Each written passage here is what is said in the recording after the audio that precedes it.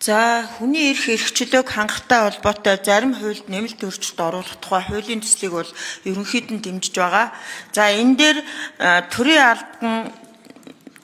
албаны тухай хуулийн 37 дугаар зүйлийн 37-гийн 1 дээр улс төрийн албаагчаас бусад төрийн албаагч төрийн албан тушаал эрхлэх хугацаанд улс төрийн аливаа нам, эвсэл, хөдөлгөөний үйл ажиллагаанд ямар нэг хэлбэрээр оролцохгүй байна гэсэн ийм хориг ороод ирж байгаа юм.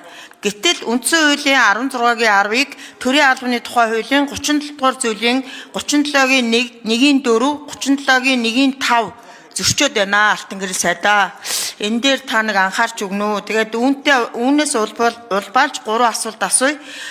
Төрийн тусгай болон төрийн захиргааны албаагчдын улс төрийн эрхийг бол хааж болно гэж үзэж байгаа. Харин төрийн үйлчилгээний албаагчд буюу эмч багш нарын улс төрийн эрхийг ингэж хааж боогдуулах нь зөв үү? Хэр тохиромжтой вэ гэдгийг сайдаас асууя. Хоёрдугаар асуудал бол Монгол Улсын үндсэн хууль болон олон улсын хүний эрхийн гэрээ пактуудаа одоо энэ юу чин зөрчөөд байна. Төрийн албаны тухай хуулийн 37 дугаар зүйл чинь. Тэгэхээр энийг та зөрчиж байна гэж үзэж байна уу? Гуравдугаарт нь ер нь энэ багц хуулиндаа төрийн үйлчилгээний албаагчдын улс төрийн намын гишүүн байх, үйл ажиллагаанд оролцох эрхийг нээгээд өгвөл тийм боломж байна уу гэдгийг бас та юу гэж бодож байна вэ гэсэн ийм 3 асуулт байна. Ер нь бол энэ төрийн үйлчилгээний албаагчдын улс төрийн эрх бол яг энэ төрийн албаны тухай хуулийн 37 дугаар зүйл дээр бол ноцтой зөрчигдөж байгаа нь маш их гомдол дагуулж байгаа. Энийг бол багш нар сая өнгөрсөн сонгуул дээр бол биднэрт маш их гомдол ирж ирсэн.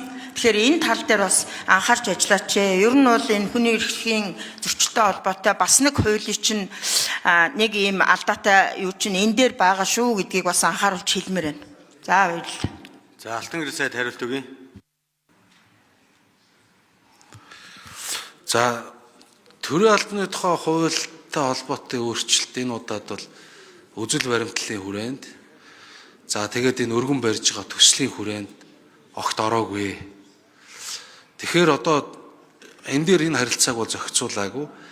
Төрийн албаны тухай хуульд энэ чиглэлийн өөрчлөлтийг за хүний энэ эдгээр төрийн албаа хаагчдын улс төрийн эрх чөлөөг сайжруулах чиглэлээр ийм өөрчлөлт оруулах шаардлагатай байна гэж үзвэл энэ тусдаа хуулийн төслөө төрийн албаны тухай хуульд нэмэлт өөрчлөлт оруулах тухай тусдаа хуулийн төсөл болоод тусдаа үзэл баримталтай ийм хуулийн төсөл болоод явна. За манай бидний өнөөдөр ярьж байгаа нь хүний эрх чөлөөг хангахтай холбоотой хуулийн төслүүдэд энэ агуулга байхгүй. За мөн одоо бидэнд байгаа судалгаан дээр одоо энд улс төрийн эрх чөлөөг зөрчсөн байна ч гэдэг юм уу, энэ тал дээр гарсан ямарваа нэг тийм дүгнэлт судалгаа бидэнд байхгүй байгаа гэлээ.